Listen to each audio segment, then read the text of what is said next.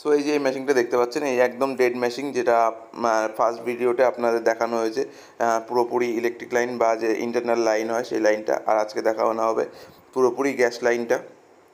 So start করা যাক। এই যে আমি কম্প্রেসারটা বসিয়ে নিয়েছি, বসানোর পর এবার আমি সব জয়েন্ট করে নেবো। কন্ডেন্সার জয়েন্ট করব, ক্যাপিলারি জয়েন্ট করব, কুলিং কয়েলের পাইপ জয়েন্ট করব। সব জয়েন্ট করার পর আপনাদের মেশিনটা অন করে দেখিয়ে দেবো যে ঠান্ডা হচ্ছে।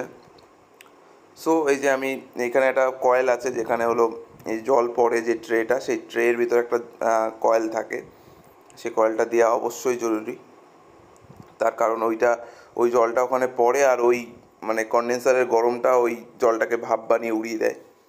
সো যাই হোক, এই যে আমি এই যে এইটুক লাইনের যদি কোনো রকম লিকেজ ফিকেজ থাকে সেটা একটু চেক করে নিলাম কম্প্রেসার অন করে, আর এখানে তেল ফেল থাকলে সেটা বাইরে বের করে দিচ্ছি।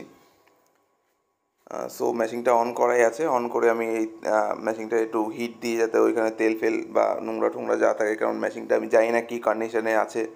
সো আমার যতটা মনে হচ্ছে সেটা আমি ঠিক করে দিচ্ছি। আর এই যে কন্ডেন্সার লাগিয়ে দিয়েছি আমি, এটা বডির সাথে আমি সাটিয়ে লাগিয়েছি, তার কারণে ইন্টারনাল যখন বডিতে ভেতরে থাকেই, সো ওটার সাথে লাগিয়ে দিলে কোনো অসুবিধা নেই। এই যে আমি কন্ডেন্সারটা জয়েন্ট করে দিলাম ওই কয়েল পাইপটুকুর সাথে। সো এখানে আমি ডায়ারটাও লাগিয়ে নিচ্ছি। ডায়ারটা লাগানো মাস্ট। ডায়ারটা না, অ্যাকচুয়ালি ডায়ার ওই পুরোনো ডায়ারটা ইউজ করলে চোকিং হওয়ার প্রবলেম থাকে, আর এখানে তো ডায়ারের কোনো সিস্টেমই ছিল না, মানে ছিলই না ডায়ার। সো আমাকে নতুন ডায়ার দিতেই হয়েছে। আর দিতে অবশ্যই যখনই আপনি গ্যাস চার্জ করাবেন বা করবেন এই ডায়ারটা চেঞ্জ করে নেবেন, নাহলে ওই চোকিংয়ের প্রবলেম থাকবে। সো এই যে আমি ক্যাপিলারিটাও জয়েন্ট করে নিলাম। জয়েন করার পর এইবার আমি যেখান থেকে আমি মানে গ্যাসটা চার্জ করব, সেই চার্জিং লাইনটাও আমি জুড়ে নিচ্ছি।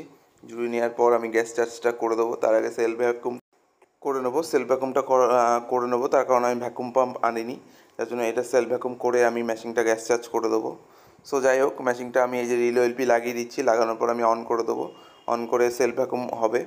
এই দেখুন, এই যে একদম কন্ডেন্সার, কুলিং কয়েল, যেই পার্ট বা কম্পোনেন্ট জয়েন করার দরকার সেগুলো করে এই যে আমি সেলফ ভ্যাকুমে বসিয়ে দিয়েছি। এই যে মিটারটা দেখতে পাচ্ছেন। সো কিছুক্ষণ পরে আমি এসে মিনিমাম 10 মিনিট আপনি ভ্যাকুম করবেন। ভ্যাকুম করলে ভালো, আর যদি সেলফ ভ্যাকুম করে তাহলে মিনিমাম 10 মিনিট 20 মিনিট করবেন। যাই হোক, এই যে আমি গ্যাস চার্জ করে দিচ্ছি। এই মেশিনে যেটুকু গ্যাস লাগবে সেই গ্যাস আমি দিয়ে দিচ্ছি। দেওয়ার পর আমি এই যে মেশিনটাকে একদম চালিয়ে দিয়েছি। মেশিনটা একদম সুন্দর চলছে, কোনো রকম কোনো মেশিনের প্রবলেম নেই আর ঠান্ডা রিলেটেড। সো একদম যে নতুনের মতো ঠান্ডা, সেই ঠান্ডাই দেবে, একদম চিল ঠান্ডা দেবে। এই যে আমি একদম লাইনটাও সরিয়ে দিয়েছি। আমার পুরোপুরি গ্যাস চার্জ কমপ্লিট করার পরই আপনাদের দেখাচ্ছি। সো এই যে মেশিনটা আমি খুলে দেখালাম। এবার দেখুন, এখানে আইস চলে এসছে। দেখুন, খুব বেশি টাইম চালাইনি, মাত্র 5 মিনিট চালিয়েছি, আর এখানে একদম আইস চলে এসছে।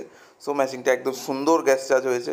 মেশিনে গ্যাস বা ইলেকট্রিক লাইন বা কোনো রকম আর প্রবলেম নেই।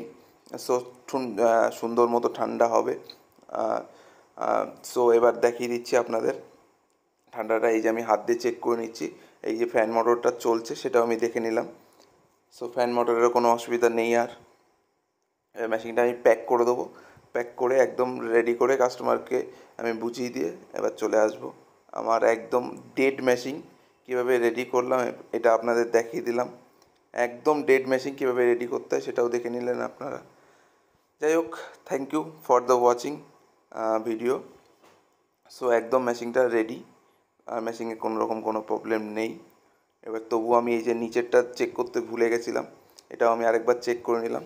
সো এখানেও কোনো প্রবলেম নেই। এই যে পুরো মেশিনটা দেখুন, বডিটা মোটামুটি ঠিকই আছে, আর এই যে কন্ডেন্সার গরম হচ্ছে। Thank you for the watching.